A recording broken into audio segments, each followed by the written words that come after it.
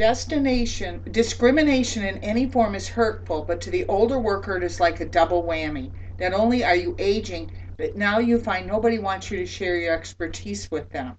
As Doris Lessing stated, the great secret that old people share is that you really haven't changed in 70 or 80 years. Your body changes, but you don't change at all. And that, of course, causes great confusion. This means our bodies have aged, but not our minds. Many employers don't mean to discriminate, but they do and lose great opportunities for great employees. Older workers are great employees who are being forced to work longer because of potential changes by the government. Why not give them a chance? My name is Kathleen Sherwood, and I would like to share some do's and don'ts policies surrounding age discrimination in the workplace. As stated in NOLO.com, the law for all, the law that officially states discrimination against workers over 40 years of age is illegal is the Federal Age Discrimination and Employment Act.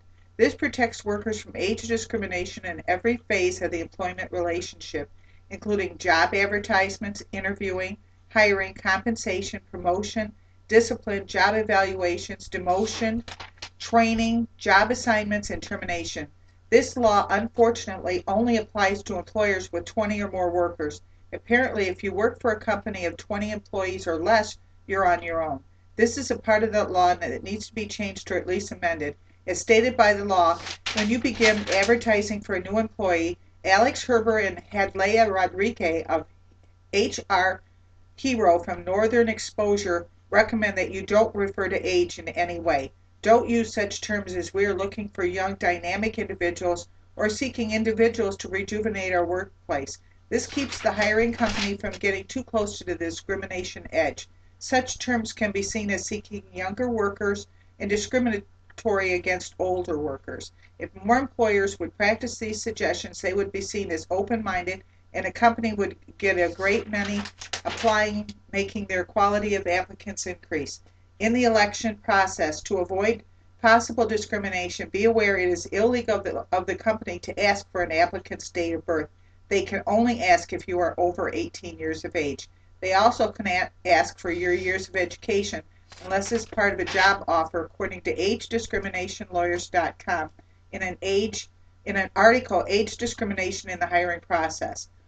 They also state that running a background check must be stated early in the hiring process. Interviewers cannot ask about race, age, marital status, religious beliefs, or other topics that bear little or no relevance to the required job skills.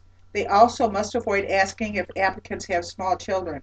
They can only ask questions about current work skills, experience, and the ability to interact well with others. After you are hired, agediscriminationlawyers.com in an article, Your Rights Against Age Discrimination, states that each new employee should be offered orientation.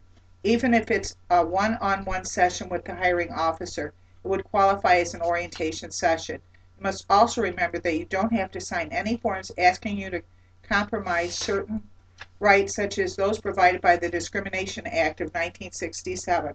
With regard to new policies to be enacted by the federal government, the government may change the law regarding being covered by Medicare when you turn 65, which is what it is now, changing it to 67. That means many employees age 65 may want to work even longer to be covered by insurance. This will require employers to redistribute employee benefits to cover the cost of the older workers' insurance. All employers must offer employees the same amount of benefits, according to NOLO.com. Law for all. They can offer an older worker lesser benefits if they receive benefits from the government or the employers to make up the difference. This basically means that you're offered fewer benefits because you qualify for benefits from the government you're legally eligible for. This is another policy that needs to change. You should get the same amount of benefits from the employer, not have your Medicare figured in. That is mixing government and private enterprise. The government seems to be the biggest discriminator of the older worker of all. The new policies seem to be aimed at making it less desirable to hire an older worker than ever. As I said in the beginning, discrimination in any form is hurtful, but to the older worker is like a double whammy. Not only are you aging, but now you find nobody wants you to share your expertise with them. As Blessing stated, the great secret that all old people share is that you haven't changed in 70 or 80 years. Your body has, but not your mind. My name is Kathleen Sherwood, and I have been a victim of age discrimination. Thank you for your time. You didn't have another sheet. Right.